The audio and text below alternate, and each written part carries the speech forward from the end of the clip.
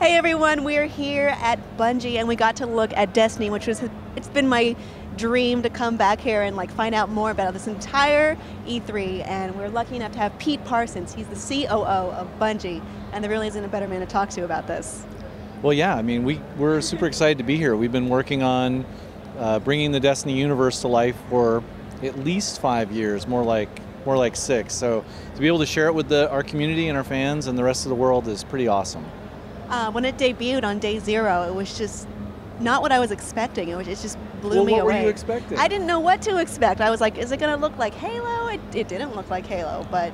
Well, it looks like a Bungie game, which is... Like thank you, yeah. It's like the next natural step.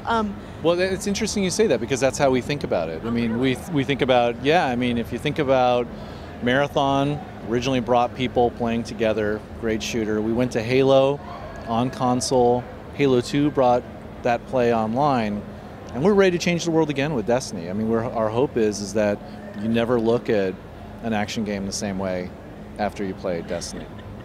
It is our destiny. Yes, now, right. something I've heard a lot about is one of the most intelligent systems for matchmaking I've ever seen. Yeah, I mean, we've been doing matchmaking for a long time.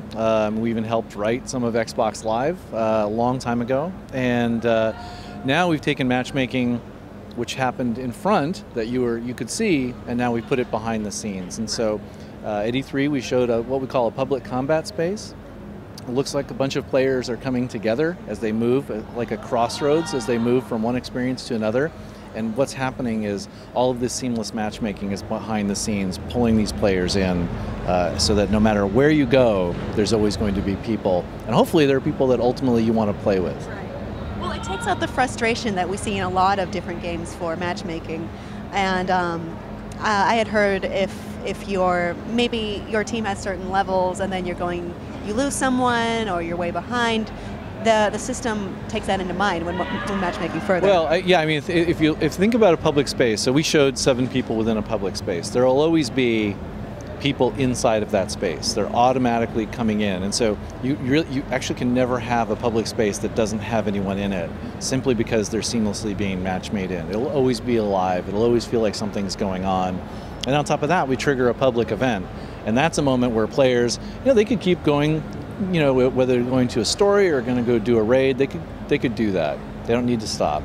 But why do you want to stop when something like a Devil Walker crashes and you could go kick its ass and get a reward for it, right? I mean, I wouldn't want to. Something interesting I found about public events was that they're integrated into the storyline.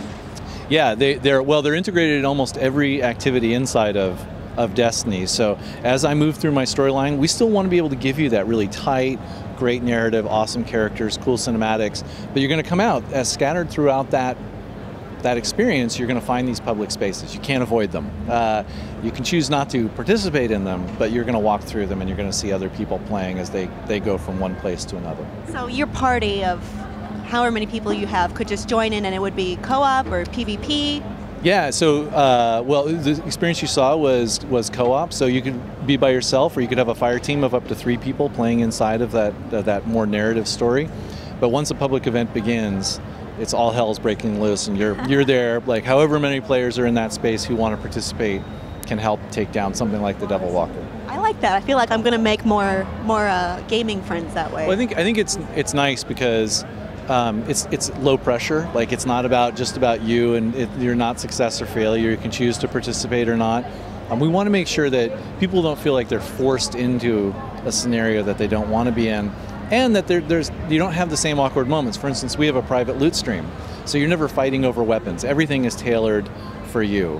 And so when you kill something like the Devil Walker and it gives off loot, my screen's going to look different than yours. If I'm a hunter and you're a warlock, we're going to get items that are good for me.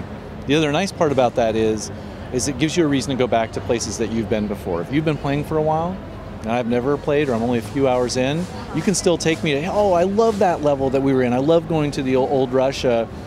And it's not going to be boring for you to take me back there for us to play together, because you're going to get something cool for it. And I heard that the loot is kind of leveled up or leveled to you. Yeah, so well, there's all kinds of different loot. There's loot that can help that you need to help buff your weapons let's with. say I go There's back attributes. Yeah, and then the loot that you get is actually tailored for you and for your level. It's like you realized what was wrong with online play and fixed it. Well, I don't know about that. I think for us was what are the right things to do if you were going to make a shooter in a living, persistent world. I mean, that was the real challenge. We wanted to make sure that we didn't take away from that visceral simulation of putting a bullet on a pixel, like that core element, the thing that we used to call the 30 seconds of fun. Like, how do we do that in a world where it's living, where there's an investment system, and you're building and growing your character over time? Tell me about the 3 different classes. Yeah, so what we've talked about is the Hunter, the Warlock, and the Titan. So the Hunter is more stealthy, kind of range combat. The Warlock, you have the power of the sun in your hands as you fire it off. The Titan clearly is this like big future space heraldic knight. Even we showed at E3, it even had lions on its chest plate, and a rocket launcher looked like it fired wolves. And each have their own tweaks. None of them are so far apart that you're going to get down 20 hours into it and say, oh man, I've made a huge mistake. But each have their own cool attributes and buffs over time. All of them are offensive characters, so it's not like, oh, if I play a Warlock, I'm just going to be healing people. That's not what Warlocks are about. Warlocks are about taking the power of the Traveler and firing it into your enemies. You're speaking my language, because like I don't want to be pigeonholed as the healer and then just go out and, oh, this is fun. Yeah, I'm healing everyone. Right. Well, that feels like a job, yeah. Right? We don't want you to be a job. We want you to have an adventure. Perfect. Yeah. I've been just enamored with this art style. It's gorgeous. Yeah, it really is. I mean, the best part about my job is not getting to play Destiny every day, although that's pretty good. The best part of my job is going into the building and working with the most talented people in the world. I mean, really, it's truly inspiring. And the art took a long time, just as it took to figure out how we were going to make this game. And we started off, we love fantasy, we love magic, we love dungeons and big creatures, and yet clearly we like space. We love NASA, we love the guys at NASA, we love our solar system, and we decided, well, as we went back and forth, we decided, well, why can't we have both? Like, why can't I be a That's what I've been saying. Exactly, and so we're trying to do that, and it seems like so far at E3, people think it's pretty cool. Well, let's take the 2 best genres and just crush them together so they're perfect and beautiful and melded. We even have a name for it. We call it Mythic Science Fiction. Mythic Science Fiction. I'll remember that because that's my new favorite genre. So tell us, when can we look forward to playing Destiny finally? Well, at Bungie, we're really proud of always calling the day when we're ready. So right now we're only calling the year, but soon enough we'll give you an exact day. But it's going to be in 2014. All right, well, we'll keep our eyes open because, got to play Destiny. Well, Thanks so much for talking to us. Appreciate it. Thank you. Bye.